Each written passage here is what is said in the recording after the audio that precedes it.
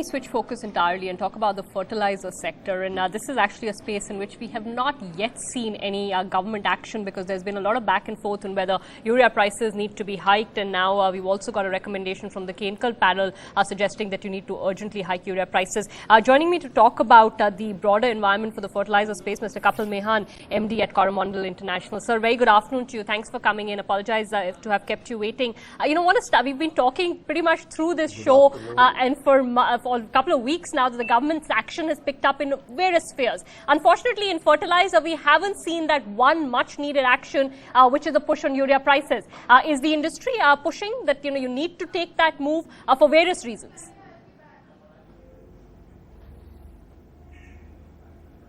I think industry is very keen and is very much insistent that there is a need for reform in the urea sector, because we have reformed the phosphate and potash sectors where we are seeing the benefits of that. The farmers are getting more products, the farmers are getting enough supplies, there are no riots on availability of fertilizers.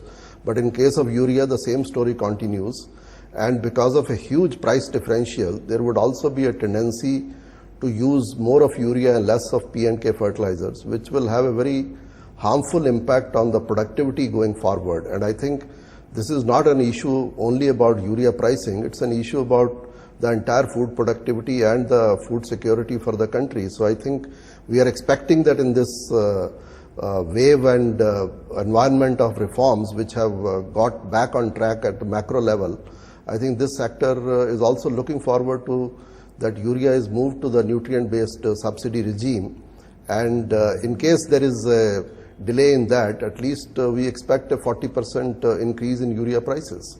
40%, sir, because what was being talked about was about 10%, and even that was being considered steep. But you're saying 40% based on the differential of pricing or any other reason?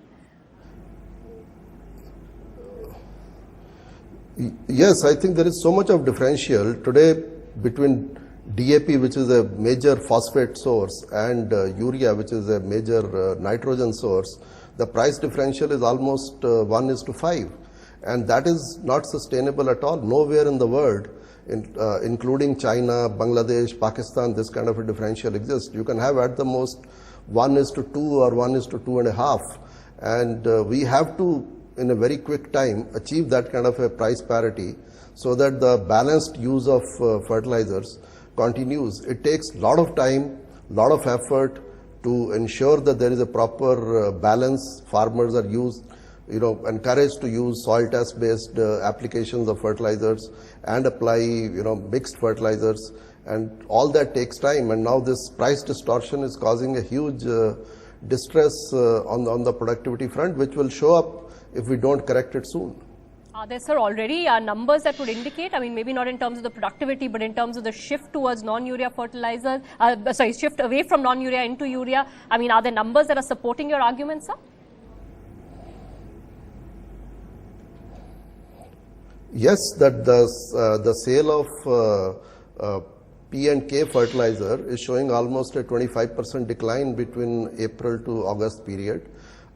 Partly it could be due to seasonal factors of low rainfall during the early part of the season, but most of it is because of the price differential, whereas urea sale is more or less same as last year despite adverse seasonal factors. Okay. So just wondering, so pricing is one issue, and it's unfortunately a sensitive one, particularly right now. What are some of the other issues that are pending within the fertilizer space? There was the investment policy which was talked about. Do we need a slightly more supportive regime for investment on the fertilizer space as well, sir? I think there is.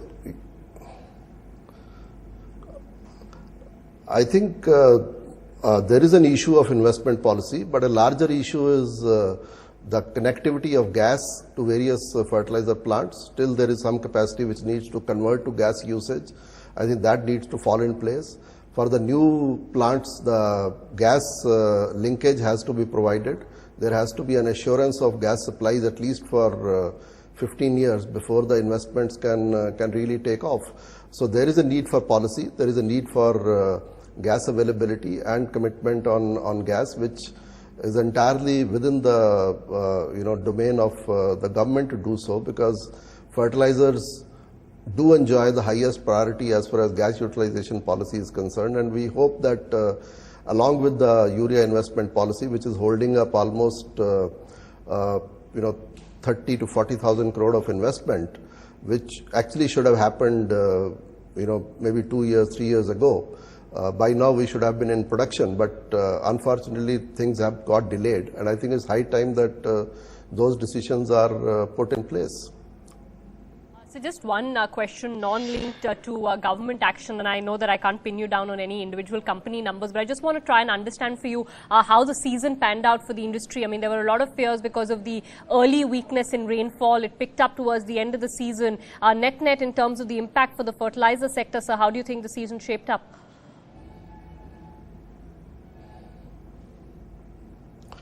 I think overall the season shaped up progressively for betterment only, and we expect that the next season should be even better because there is enough moisture in the soil for farmers to undertake cultivation operations for Rabi crops. The reservoir levels are normal or slightly above normal. So all that means that there will be enough water to undertake large scale cultivation in time for the Rabi crops, and Rabi crops are generally less water dependent, so we expect that there will be some acreage increases for the Rabi crops, be it potato, be it wheat, be it paddy, be it sugarcane, and other pulses and oil seeds. All right, so I'll leave it at that. Can't get into company specific discussions today because you're in your silent period, but thanks so much for stopping by on the macro issues. India's #1 news app just got even better. Download NDTV's new app. Fully optimized for retina display. Full screen view. Faster response time. And Sudoku. NDTV's new iPad app. Download now.